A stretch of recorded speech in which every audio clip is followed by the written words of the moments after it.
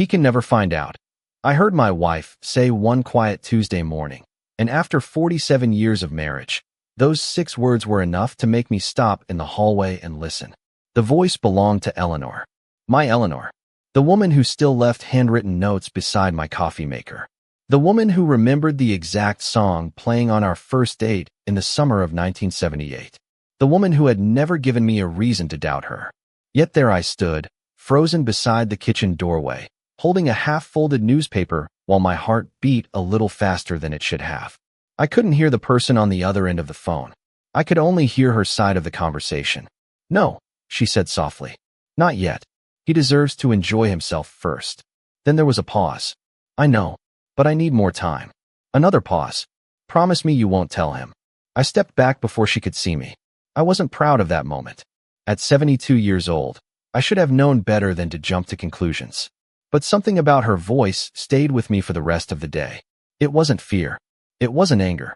It sounded like sadness. The kind of sadness people carry when they're trying very hard to protect someone they love. That evening, Eleanor prepared meatloaf, mashed potatoes, and green beans. One of my favorite dinners. She smiled across the table exactly the way she always had. Her silver hair caught the warm glow from the dining room light. Her eyes looked calm, familiar, safe. Yet I couldn't stop hearing those words. "He can never find out." "You seem quiet tonight," she said. "Just tired," I replied. She nodded and reached across the table to squeeze my hand. For a moment, I almost told her what I had heard. Almost. But something stopped me. Maybe curiosity, maybe fear, or maybe I simply wasn't ready for the answer. 3 days later, she surprised me with something even stranger. "Harold," she said over breakfast, "I think you should finally take that trip." I lowered my coffee mug. "What trip?" "Any trip." She smiled. "You always talked about seeing Yellowstone again. Or maybe Alaska. You've spent your whole life working and taking care of everyone else." I laughed. "And what would you do while I'm gone?" "Oh, I'd be fine. You hate being alone." "Maybe I'm learning to enjoy it." The answer felt rehearsed, as if she'd practiced it beforehand. During the following weeks, the subject kept returning. Alaska, Maine, Arizona. She even left travel brochures on the kitchen counter. One afternoon, I found a stack of them neatly arranged beside my recliner. National parks, scenic train routes, coastal drives. It almost felt as though she was trying to send me away. The thought bothered me more than I wanted to admit. Then came the afternoon that changed everything.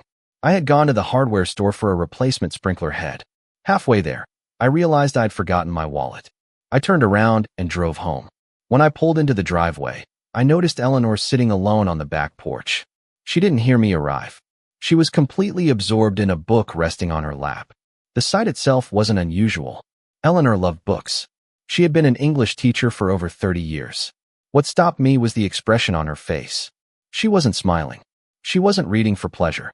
She was reading as though every page carried the weight of the world. I watched from the kitchen window. The late afternoon sunlight painted soft gold across the porch boards. A gentle breeze stirred the maple trees. Eleanor turned a page slowly. Then she removed her glasses and wiped her eyes. She was crying. Not openly, not dramatically, just quietly, alone, as if she thought no one was watching. My chest tightened. I had seen my wife cry exactly 3 times in the last decade. Once at her mother's funeral, once when our oldest granddaughter graduated college, and once when our golden retriever passed away. Yet here she sat, wiping tears from her face while reading a book she had never mentioned. A dark blue book, small enough to fit inside a purse. I stood there for several seconds, unable to move. Questions raced through my mind. Was she sick? Was someone in trouble? Was she hiding something from me? For the first time in nearly half a century of marriage, I realized there was an entire story unfolding beside me that I knew nothing about. And somehow, deep down, I was already afraid of the ending. For the next few days, I told myself I was imagining things. After all, people cry while reading books. Eleanor had spent most of her life surrounded by stories. A touching chapter or a bittersweet ending could easily explain what I had seen. Yet the image refused to leave me. Every time I looked at her across the breakfast table, I remembered the way she had wiped her eyes when she thought nobody was watching. Every time I heard her laugh at one of my jokes, I found myself wondering what she was carrying alone. The strange part was that nothing else seemed different. She still watered her roses every morning. She still reminded me to take my blood pressure medication. She still left a lamp on for me whenever I stayed up late watching baseball. Outwardly, everything appeared exactly the same. But once doubt enters your mind, ordinary moments begin to look different. A week later, Eleanor brought up travel again. We were sitting on the back deck watching the sunset paint the Charleston sky in shades of orange and pink. She handed me a brochure. "Look at this," she said. "A train trip through the Rocky Mountains." I glanced at the cover. Snow-capped peaks stretched beneath a bright blue sky. "Looks beautiful," I admitted. "Then go." I laughed. "You talk about this more than I do. Maybe because you never make time for yourself." Her answer came quickly, almost too quickly. "I have plenty of time." "No, Harold. You have routines. That is different." I studied her face. The evening light softened the lines around her eyes. She looked thoughtful, almost wistful. "Why are you pushing this so hard?" I asked. For a second, something flickered across her expression. Not fear, not guilt, more like sadness. Then it disappeared behind a smile. "Because I love you." Most husbands would have accepted that answer. Most husbands would have let the conversation end there. But I could not. Not anymore. That night, after Eleanor fell asleep, I lay awake listening to the ceiling fan spin above our bed. The house was quiet except for the distant hum of traffic several blocks away. I thought about the phone call, the blue book, the tears, the travel brochures. None of it made sense. Around 2 in the morning, I finally drifted off. The next afternoon, I came home from meeting an old friend for coffee. As I pulled into the driveway, I noticed Eleanor's car was gone. That was unusual. She rarely went anywhere without mentioning it. I walked inside and set my keys on the kitchen counter. The house felt empty, too quiet. I poured myself a glass of iced tea and wandered through the living room. That was when I noticed something sticking out from beneath a stack of magazines on the side table. It was an envelope, plain white, unsealed. My name was not on it. Neither was hers. I should have left it alone. I knew that. 47 years of marriage deserved trust. Yet something compelled me to look closer. Before I could reach for it, I heard a car door outside. I stepped away immediately. A moment later, Eleanor entered carrying 2 grocery bags. "You are home early," she said. "So are you." For a brief second, our eyes met. Something passed between us. A silent awareness that both of us were keeping thoughts we had not shared. That evening, while she prepared dinner, I found myself watching her more carefully than ever before. Not because I suspected betrayal. Strangely, I did not. Whatever was happening felt different. Heavier somehow. As though there was a truth sitting quietly between us at the dinner table, waiting for the day neither of us could avoid it any longer. And for reasons I could not explain, that frightened me more than any secret I could imagine. The following Saturday, Charleston woke beneath a blanket of gray clouds.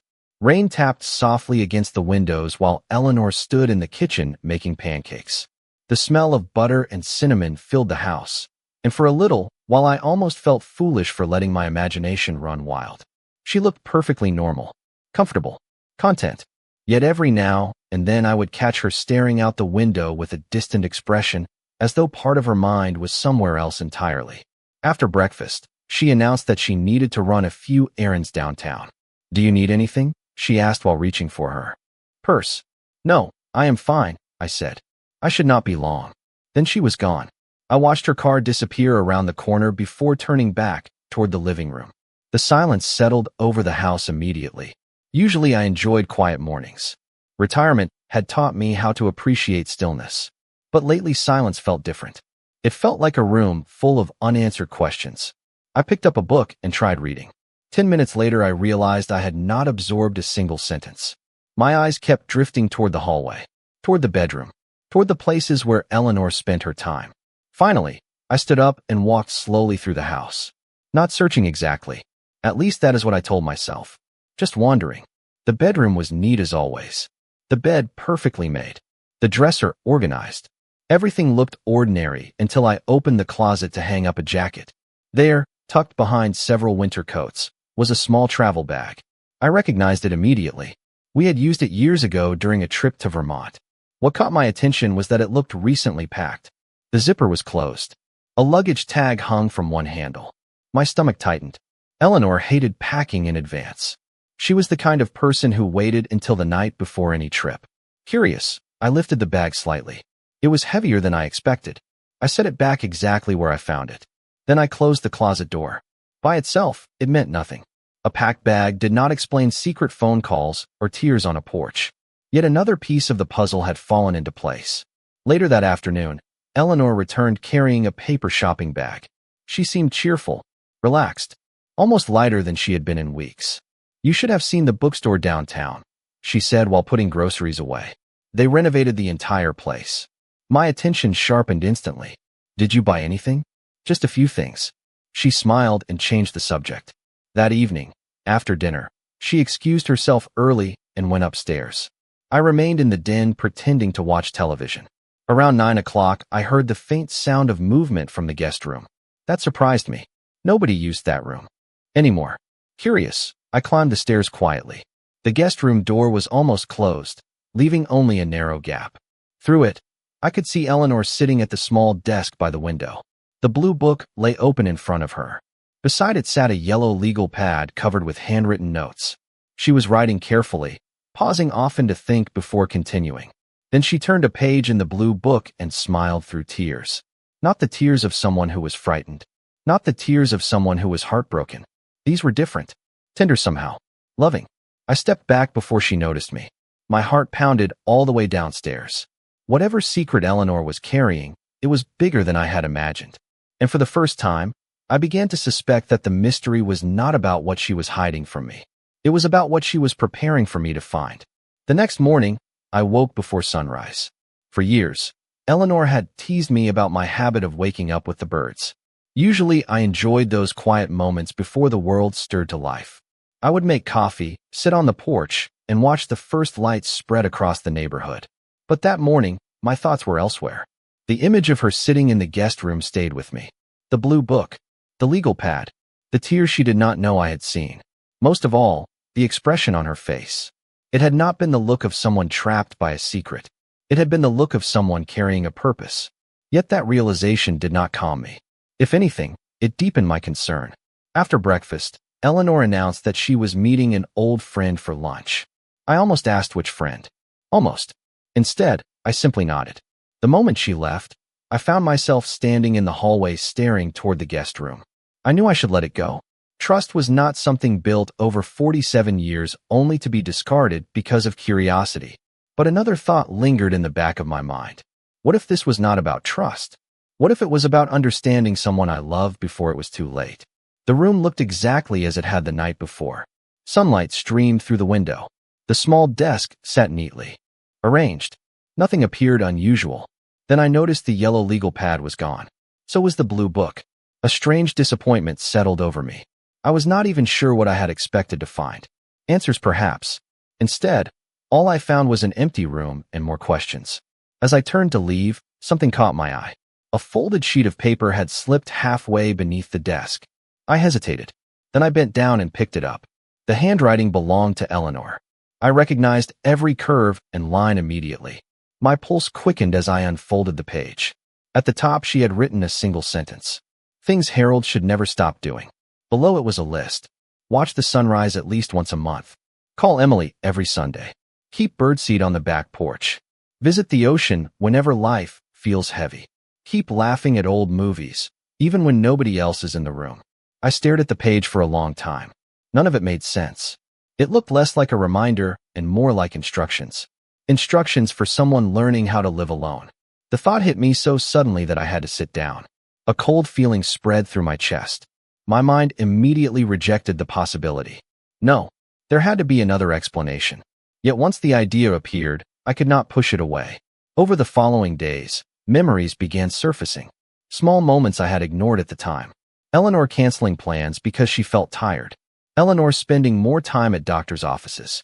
Eleanor studying paperwork after she thought I had gone to bed. Each memory seemed insignificant by itself. Together, they formed a pattern I could no longer ignore. One evening, while we sat on the porch watching a thunderstorm roll across the distant horizon, I decided to test something. "Do you ever think about the future?" I asked casually. Eleanor smiled. "At our age, everyone thinks about the future. I mean years from now." Her gaze drifted toward the rain. "I think about whether the people I love will be okay." The answer settled heavily between us. I wanted to ask more. I wanted to ask everything. Instead, I remained silent. Because deep down, I was beginning to fear that Eleanor already knew something about the future that she had not found the strength to tell me. The following week brought a stretch of bright autumn weather, the kind Charleston residents treasure before winter arrives. Eleanor seemed determined to keep busy. She spent mornings in the garden, afternoons running errands, and evenings reading in the living room. To anyone else, she would have appeared completely normal. Yet once you begin noticing small things, it becomes impossible to stop. One Wednesday morning, she left the house earlier than usual. Through the front window, I watched her back out of the driveway and head toward downtown. I told myself to forget about it. I lasted 20 minutes. Then I grabbed my keys. I felt ridiculous. 72 years old and behaving like a man half my age chasing answers he was not sure he wanted. But the feeling that something important was unfolding just beyond my reach had become impossible to ignore. I kept several cars behind her as she drove across town. Eventually, she turned into the parking lot of a large medical complex near the hospital district. My hands tightened around the steering wheel. She parked and walked inside, carrying a folder against her chest. I remained in my car for several minutes, staring at the building. Hospitals have a way of making ordinary fears feel larger. Every possibility suddenly seemed darker. Eventually, I drove away. I could not bring myself to follow her inside. The entire drive home felt strangely quiet. That evening, Eleanor returned carrying takeout from my favorite seafood restaurant. She seemed cheerful, relaxed, almost relieved. We ate on the back porch while a soft breeze moved through the oak trees. She laughed at a story I told about an old fishing trip with friends. For a moment, I found myself wondering if I had imagined everything. Then she reached across the table and touched my hand. "Harold," she said softly, "if you could go anywhere tomorrow, where would you go?" The question caught me off guard. Anywhere. Anywhere. I thought about it for a moment. Maybe the Pacific Coast Highway. We always talked about seeing it together. A shadow crossed her face so quickly most people would have missed it. "That sounds beautiful," she said. Later that night, after she had fallen asleep, I sat alone in the den. Rain tapped gently against the windows. The grandfather clock in the corner marked each passing minute with a steady rhythm. I found myself looking through old photo albums. There we were at 25, standing beside our first apartment. There we were at 40, helping our daughter Emily move into college housing. There we were at 60, smiling beside the Grand Canyon during our last big road trip. Page after page reminded me of something I had somehow forgotten. Eleanor had always been the planner, the organizer, the person who quietly prepared for everything long before anyone else considered it. Birthday parties, vacations, retirement savings, family reunions. She never left important things to chance. A troubling thought settled into my mind. What if this was no different? What if the lists, the notes, the travel brochures, and the secret meetings were all part of another plan? Not for herself, for me.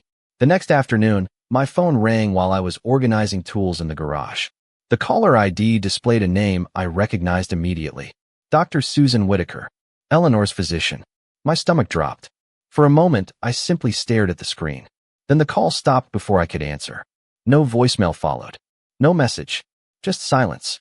I stood there holding the phone long after the screen went dark. That evening, I looked across the dinner table at the woman I had loved for nearly 5 decades. She smiled when she caught me staring. "What is it?" she asked. "Nothing," I replied. But for the first time, I was no longer afraid that Eleanor was hiding a secret from me. I was afraid that she had been carrying a burden alone, and that I was running out of time to understand why. 2 days later, I finally returned Dr. Whitaker's call.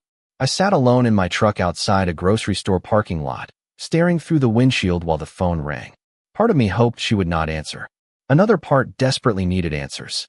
When her receptionist picked up, I introduced myself and explained that I had missed a call from their office. There was a brief pause. Then the woman politely informed me that patient privacy rules prevented them from discussing anything related to Eleanor's care. I thanked her and ended the call. The answer told me nothing. Yet somehow it told me everything. Doctors did not accidentally call spouses without a reason. That evening, Eleanor seemed unusually happy. She made chicken pot pie from scratch and played an old Frank Sinatra record while we cleaned the kitchen together. For nearly an hour, everything felt normal again. We laughed. We teased each other. At one point she reached over and straightened my collar the same way she had done for decades. The simple gesture nearly broke my heart, because I could not stop wondering whether she was trying to create memories.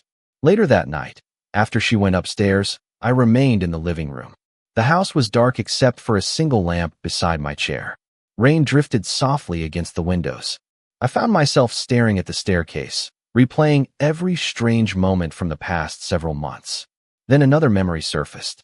About 6 months earlier, Eleanor had insisted that I learn how to access all of our financial accounts online. At the time, I thought she was simply being practical. A few weeks after that, she had organized every important document in the house. Insurance policies, property records, tax information, everything carefully labeled and filed. I remembered joking that she was preparing for an audit. She had smiled and said, "I just like knowing things are in order." Back then I had accepted the explanation without question. Now it felt different. Around 10 o'clock, I walked upstairs intending to go to bed. As I passed the guest room, I noticed a sliver of light beneath the door. My footsteps slowed. For several seconds, I simply stood there listening. I could hear pages turning. Then I heard Eleanor's voice. She was not speaking on the phone. She was reading aloud, quietly, carefully, as though practicing. I moved closer without making a sound. Through the narrow gap beneath the door came a single sentence. "If you are reading this, then I hope you remembered to watch the sunrise." My breath caught. The words felt familiar. They echoed. The list I had discovered beneath the desk. Suddenly, everything connected. The notes, the blue book, the legal pad, the instructions. Whatever Eleanor was creating, it was meant for me. Not for today. For some future day she believed would come. I stepped away from the door and returned to our bedroom. When Eleanor finally entered half an hour later, she found me lying awake. She smiled softly and climbed into bed beside me. For several minutes, neither of us spoke. Then she reached for my hand beneath the blanket and held it tightly. In the darkness, I stared at the ceiling and felt a quiet certainty settle over me. The secret I feared was no longer a mystery about betrayal or hidden promises. It was something far more painful. Eleanor was preparing me for a future she believed she might not share. And for the first time, I was no longer sure I was ready to learn the truth. The next morning, I made a decision. I could continue collecting clues and building theories, or I could finally face the truth that had been standing quietly in front of me all along. For nearly 2 months, I had watched Eleanor carry something alone. Whatever it was, she had not hidden it out of cruelty. She had hidden it out of love. That realization changed everything. The opportunity came sooner than I expected. 2 days later, Eleanor left early for another appointment. After she drove away, I found myself standing outside the guest room once again. Sunlight spilled through the hallway window. The house was silent except for the hum of the refrigerator downstairs. This time, the door was slightly open. I stepped inside. The desk looked almost empty. The blue book was gone. The legal pad was gone. But inside the top drawer, partially tucked beneath a folder, I noticed a thick envelope. My hands trembled as I pulled it free. Written across the front in Eleanor's familiar handwriting were 3 simple words. For Harold. I stared at the envelope for a long time. Every instinct told me to leave it alone. Yet another part of me understood that Eleanor had not hidden it very carefully, almost as if she knew I might eventually find it. Slowly, I opened it. Inside were dozens of pages. The first page nearly took my breath away. "Dear Harold, if you are reading this sooner than I hoped, then you are still the curious man I married all those years ago." A faint smile appeared on my face despite the fear growing inside me. I continued reading. The pages were not legal documents. They were not financial records. They were letters. Dozens of them. Some were labeled for birthdays years into the future. Others carried titles like "For Your First Christmas Without Me," "For the Day You Feel Lonely," "For the Morning You Need Courage," and "For the Trip You Finally Take to the Pacific Coast." I lowered the pages and closed my eyes. The room suddenly felt smaller. The air felt heavier. Every suspicion I had carried over the previous weeks began to collapse into a single painful truth. Eleanor had been preparing messages for a future she believed she would not be there to share. I forced myself to keep reading. One letter described my habit of leaving cabinet doors open. Another reminded me to replace the smoke detector batteries every spring. One simply listed all the reasons she loved me. Not grand reasons. Ordinary reasons. The way I sang off-key while washing dishes. The way I waved at every dog during our walks. The way I still reach for her hand during movies after nearly 5 decades together. By the time I reached the final page, tears blurred the words. Then I saw a sentence that made my heart stop. I know you were frightened. I was frightened too when Dr. Whitaker first told me. The page slipped slightly in my hands. For a moment, the room seemed to tilt around me. Everything else disappeared except that single sentence. At last, the mystery was no longer a mystery. The answer I had feared was waiting on the very next page. My hands shook as I turned the page. For several seconds, I could not bring myself to read the next line. I simply stared at Eleanor's handwriting while the silence of the room pressed against me. Eventually, I forced myself to continue. The letter explained everything with the same gentle honesty she had carried throughout our entire marriage. Nearly 2 years earlier, after a series of routine tests, Dr. Whitaker had discovered a serious illness. The treatments had helped for a time. Some days had even felt almost normal. But the long-term outlook had never been as hopeful as Eleanor wanted it to be. She wrote that she had spent months deciding whether to tell me immediately. In the end, she chose a different path. Not because she did not trust me. Not because she wanted to face it alone. She wrote that she knew me too well. She knew I would spend every remaining day worrying instead of living. She knew I would cancel trips, postpone plans, and focus entirely on her. Most of all, she knew I would stop noticing the beauty that still existed around us. Tears blurred the page again. I kept reading. The blue book, she explained, was not a novel. It was a collection of letters, memories, advice, and stories she wanted me to have someday. Every section had been written with a specific purpose. Some pages were meant to make me laugh. Others were meant to remind me of moments I might forget. A few were written for difficult days she feared would eventually come. Then I reached the part that hurt the most. Harold, if you are reading this, then you probably think I was trying to prepare you for losing me. That is only partly true. The real reason I kept asking you to travel was because I wanted you to remember that life is still waiting for you. Even after grief. Even after loss. Even after me. I lowered the letter and covered my face with my hands. For nearly 2 months, I had imagined every possible explanation except the truth. There had been no betrayal. No hidden relationship. No secret life. There had only been a woman who loved her husband enough to spend her remaining energy preparing him for a future she hoped he would fully embrace. I do not know how long I sat there. Eventually, I heard the front door open downstairs. Eleanor had come home. Her footsteps moved through the house. A moment later, she appeared in the doorway of the guest room. For a second, neither of us spoke. Her eyes moved from my face to the open envelope in my hands. The realization arrived instantly. She knew. I knew. The secret was finally gone. To my surprise, she did not look angry. She did not look upset. She simply looked tired and relieved. Slowly, she crossed the room and sat beside me. We remained silent for several moments. Then she reached for my hand exactly as she had done thousands of times before. I looked at the woman I had loved since I was 25 years old. The woman who had spent 2 years quietly writing letters to protect me from pain she could not prevent. And for the first time since this journey began, I finally understood why she had been crying while reading those pages alone. That evening, Eleanor and I sat together on the back porch until long after the sun disappeared. For the first time in 2 years, there were no secrets between us. We talked about everything. The appointments, the treatments, the fear she had carried alone, the letters she had written when she could not sleep, the blue book that had become her way of speaking to a future she hoped I would still embrace. At one point, I asked her the question that had haunted me from the beginning. Why did you keep telling me to travel? Eleanor smiled softly and looked toward the dark outline of the trees beyond our yard. Because you spent your whole life taking care of everyone else, she said. I wanted you to remember there was still a world waiting for you. I shook my head. I would rather spend every day with you. Her eyes filled with tears, but she continued smiling. That is exactly why I needed to do this. I knew you would choose me every time. I needed you to choose yourself sometimes too. Over the following months, life changed in ways neither of us could ignore. Some days were difficult. Others felt surprisingly ordinary. We drank coffee on the porch. We watched old movies. We took slow walks through downtown Charleston. Most importantly, we stopped pretending there would always be more time. One afternoon, Eleanor handed me the blue book. It belongs to you now, she said. I opened it carefully. Inside were stories from our life together, memories I had forgotten, photographs, letters, and pages of advice written in her familiar handwriting. Near the back, I found a section titled The Trip. Tucked inside was a folded map of the Pacific Coast Highway. I looked up at her. She smiled. Promise me something.